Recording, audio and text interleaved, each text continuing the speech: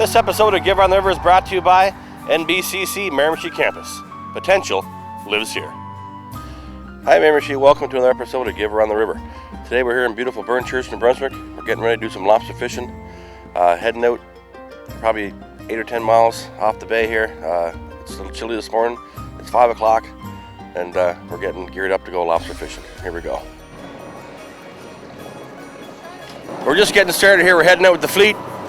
It's about 6 boats. We're all headed for the fishing grounds. I feel like Forrest Gump. See, you got your lobster rolls, you got your lobster casserole, you got your lobster sandwich, you got your lobster, you got your buttered lobster, you got your garlic lobster, you got your lobster pate, you got your red lobster, your rock lobster, your cooked lobster. You got all kinds. Folks, we're here with Greg Ross. We're doing some lobster fishing out in the Outer Bay in Miramichi. Just out of curiosity, Greg, how do you find your lobster traps? We have a plotter, and we mark our line on the plotter with the exit. So each one is connected to a GPS system? Yes, it is, Jeff. That's pretty awesome. Well, we're coming up on some traps here right now. I'm gonna let you navigate, and I'll get it your way. Okay.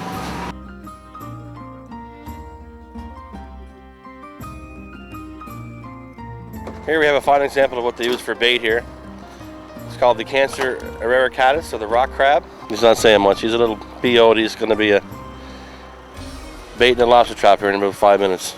Okay, so we got some crab here. Of course, we use a crab to bait the lobster. Sometimes. Depends on where we are, but when we do use crab for bait, what we'll do is we'll take the claws off and take the top off. We'll use this for bait. Usually we'll break it in two, fold it like this, and put it on the bait pin. But you'll see that later. So that was a little disgusting. So that's perfect. What will happen is a lobster will come in this hole here, one of the hoops, into these little heads, and they'll come in for the bait. So this is called the kitchen. And so they'll come in and have a little snack, and then maybe they'll go back out the door they came in or go out the other one. Or sometimes they might walk up these heads here, the bigger heads, or maybe a bigger lobster comes in and scares them, or they get into a little fight. They might back up here, and once they fall down in here, this is the parlor, or sort of like the living room. Once they're in here, they fall down. They can't climb back up in here very easily. And then if we get some smaller lobsters that come back in here, they can go out the escape hatch right here. If they're undersized, they can fit out here. Okay, so we're some lobster fishermen, you say, are superstitious. Yeah. And we just haul the claws off for what reason? Well, some people think that if you do leave the claws on the crabs, the lobsters will be a little afraid to come in the trap, maybe. Or maybe a smaller lobster will be afraid to come in the trap to take the bait, so they rip the claws right off. Same as you can't bring a banana on the boats. Bad luck. No bananas. No bananas. You'll have wind. Uh-oh. I think we might have to throw them over. That's okay. So how long is the season, the lobster season? Lobster season is usually 2 months long, so it usually starts May 1st and ends at the end of June. But this year, because we had a really mild winter, the lobster season actually started on April 26th. So because we started a week earlier, we're going to end a week earlier as well. So when you bring the lobster back to the wharf, who buys it? Like what happens to it from there? We have we sell to the Berry Group, and so they process their fish actually in Niguac. Okay. So we sell to them. They have a truck right on the wharf, and they have scales. So later this afternoon, they'll give us some totes, and we'll dump our lobsters in that. They'll weigh them for us, and then that's how we sell our lobsters. And I think they process most of their lobsters right on site. Oh, really? Yeah. So with a male lobster, what you're going to see are these swimmerettes at the top are modified. The males ones are hard, quite a bit larger. And then right here, the females ones are quite soft. You'll also see differences in the size of the width of their tail. So there's quite a bit of a difference in the width.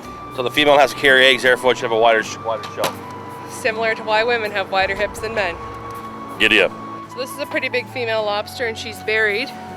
So So you can see her eggs she's carrying all underneath her tail along her swimmerettes. There are little hairs that she attaches them to. So she'll carry them under there. Right now these ones are getting a little bit bigger.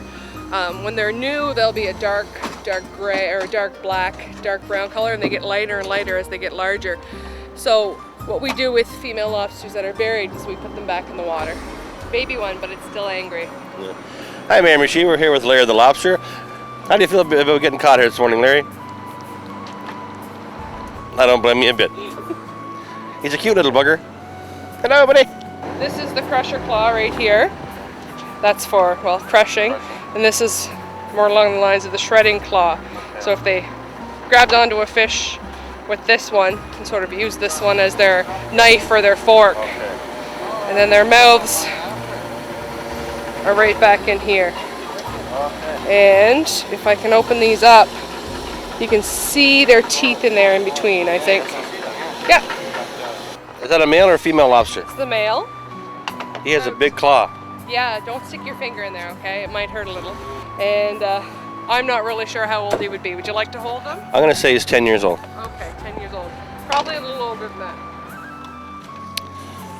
What are we going to name him, Frank? Ah!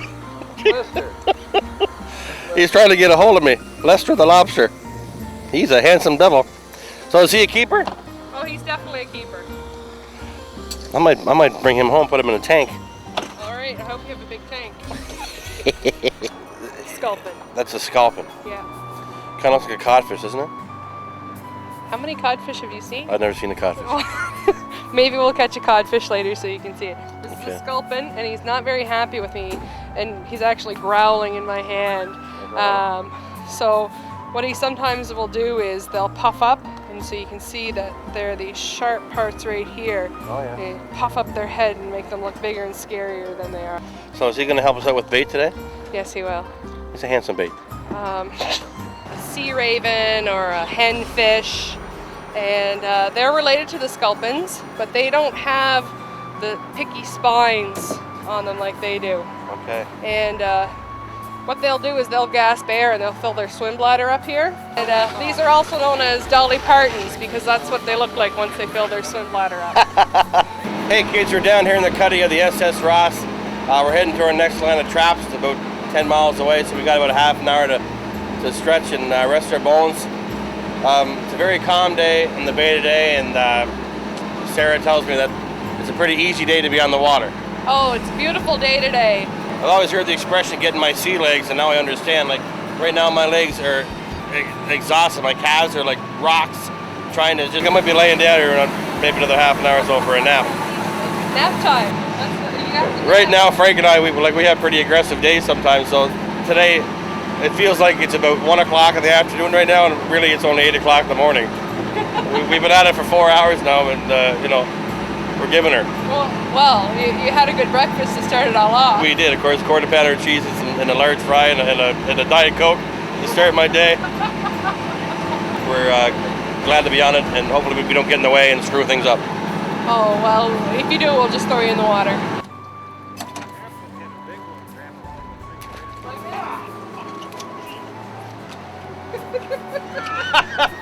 I got snared, Frankie.